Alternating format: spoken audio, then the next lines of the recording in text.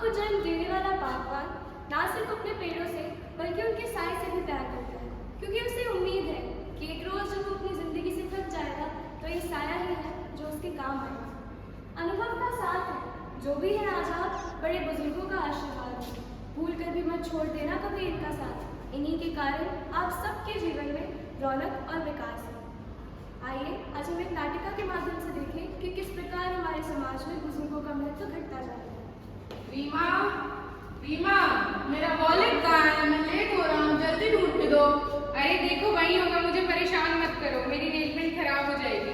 रीमा, रीमा बेटा। जी माँ जी। रीमा बेटा, मेरे लिए कप चाय बना दो जरा। ठीक है माँ जी। इस बुढ़िया ने तो मेरा दिमाग खराब कर रखा है, कभी चाय बना दो, कभी ये कर दो, कभी वो। पर अब बस। अजी सुनते हो? हाँ आया। क्यों बोलो, क्या हुआ? क्यों चिल्ला रही हो? देखो इस बुढ़िया ने, तुम्हारी माँ ने मेरा दिमाग खराब कर रखा है, कभी ये कर दो कभी वो कर दो।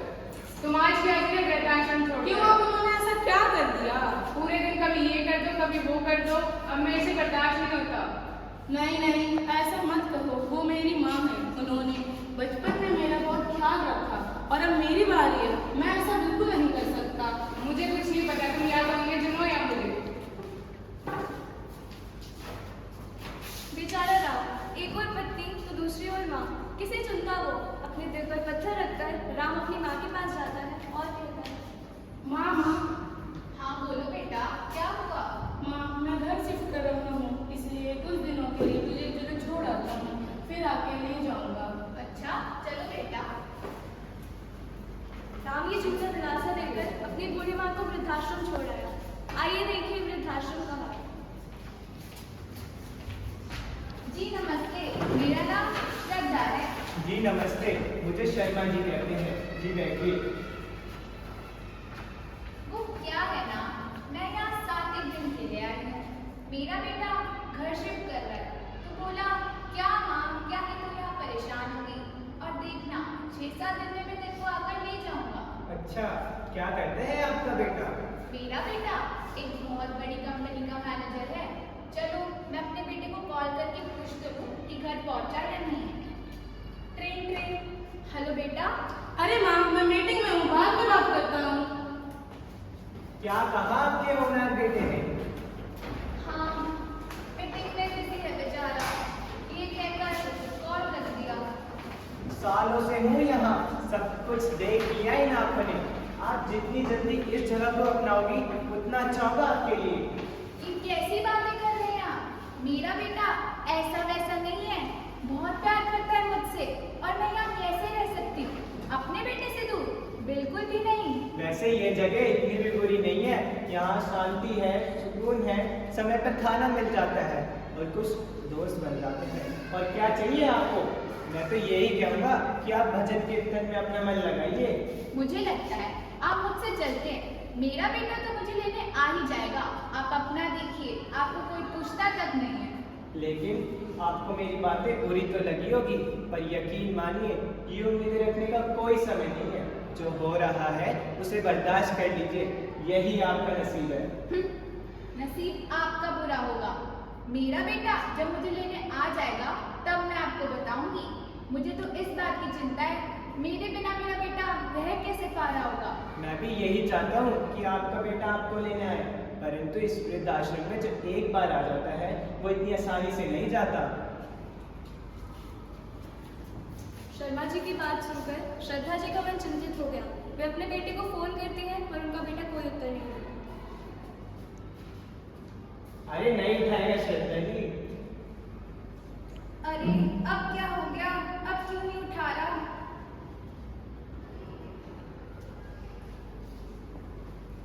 फिर अचानक एक दिन श्रद्धा जी की तबीयत बिगड़ी। यह देखकर शर्मा जी चिंतित हुए और उन्होंने राम को फोन लगाने का बहुत प्रयास किया पर उसने कोई उत्तर नहीं दिया। Train train train train. Shraddha ji क्या हुआ? क्या हुआ श्रद्धा जी? एक काम कीजिए, मेरे बेटे की फोटो दे दीजिए, एक बार और ट्राई कीजिए।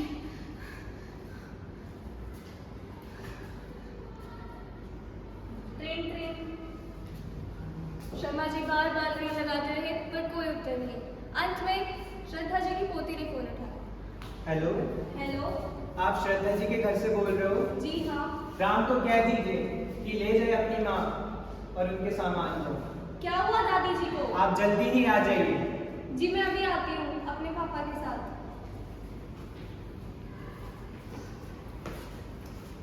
हेलो। हाँ बेटा।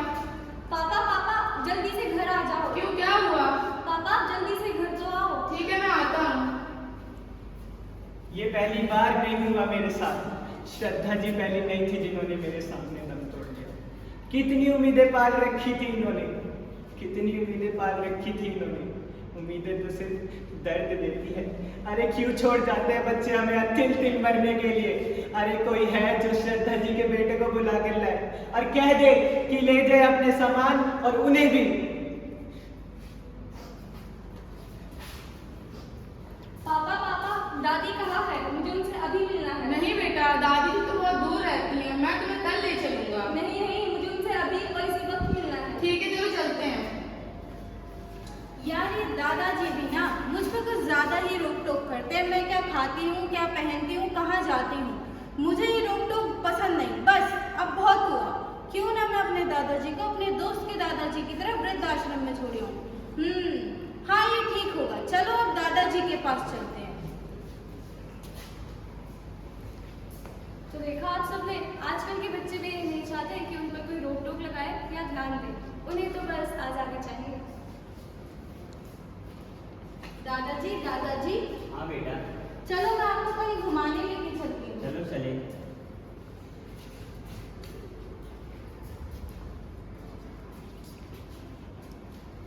राम अपनी बेटी को आइसक्रीम खिलाने ले जाता है, उसे पार्क ले जाता है। उस बच्चे का दिल दहलाने की बहुत कोशिश करता है, पर वह नहीं मानती। वह जिद करती है कि वह अपनी दादी से मिलकर ही देखे।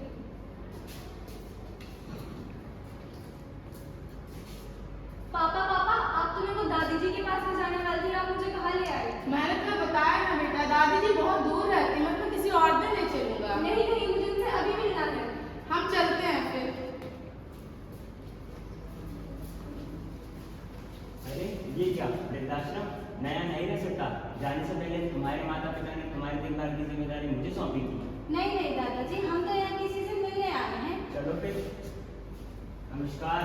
लो, एक यानी एक आ गया। क्या हुआ?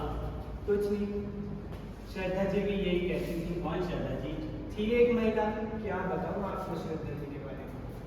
नमस्कार शर्मा जी। पहचाना नहीं? मैं श्रद्धा जी का बेटा राम हूँ और मुझे लेने आया हूँ। राम, तुमने तो बहुत देर कर दी। कैसे बेटे हो तुम? एक हफ्ते के लिए आई थी, 45 दिन हो गए।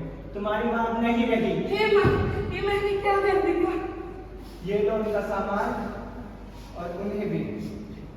क्या पापा आपने दादी जी को वृद्धाश्रम में छोड़ दिया? अब जब मैं बड़ी हो जाऊंगी मैं भी आपको ऐसे ही वृद्धाश्रम में छोड़ा। बेटा मुझे माफ कर देने, मुझसे बहुत बड़ी गलती हो गई। अब कुछ नहीं हो सकता। तो देखा आप सबने, यदि आज आप अपने घर के बुजुर्गों का सम्मान नहीं देंगे तो हो सकता है कल को आपकी संतान भी आपके साथ इसी प्रकार का व्यवहार करे। माता पिता चाहे किसी के भी हों, है फर्ज हमारा कि हम उन्हें सम्मान दें। गलती हर बार बेटियों की ही नहीं होती, बहू और बेटे भी इस तरह कुछ ध्यान दें। जिन्होंने अपना सब कुछ कर दिया न्यौछावर आपके लिए, उन्हें अपने घर अपने हृदय में स्थान दें। बोझ नहीं, आशीर्वाद है बुजुर्ग। जब आप छोटे थे तब माता पिता ने आपको नहीं छोड़ा था, इसलिए जब वो बूढ़े हैं आप उन्हें न छोड़ें। कुछ पल बैठा करो, बुजुर्गों के पास हर चीज गूगल पर नहीं मिलती।